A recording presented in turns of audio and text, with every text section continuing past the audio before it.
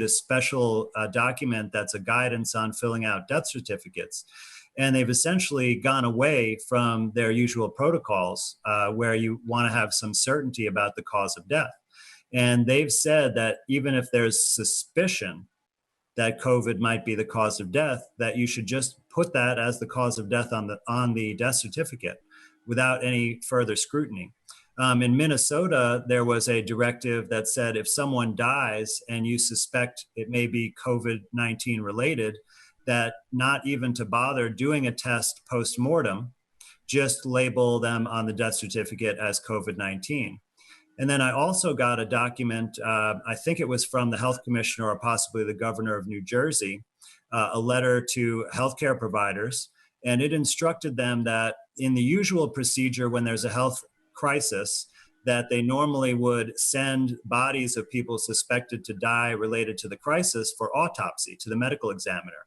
But it said in this case to not send any bodies to the medical examiner, to just essentially label them as COVID-19 deaths. And the only reason I could see that they would institute such a policy is that if they sent them for autopsy, they would probably find that they died of a regular cause. And this would affect the numbers in a bad way in terms of if you're trying to create the appearance that a lot of people are dying from COVID-19. So what I've done in order, since you can't trust this data about the cause of death because of these instructions, what I've done. By the way, just want to interrupt really quickly. I've seen interview after interview with these doctors talking about how there's no precedent of any kind of guesswork on an autopsy and on a death certificate. You just say the evidence. And yet this is the first time they're being encouraged to write down the COVID-19. And you hear doctor after doctor talking about how peculiar this is. And I mean, I've gotten emails from people here in the UK telling me of scenarios where they took in their 80-something-year-old, grandfather with kidney failure. He was forced to sign a do not resuscitate order. He was told later he had COVID-19 symptoms. He died. Later, they were told he was never tested positive, but he was being qualified as a death of that type. I mean, we're hearing this over and over again. It's almost flabbergasting to hear. One account where someone's child, I think they were a young adult, died in a motor vehicle accident.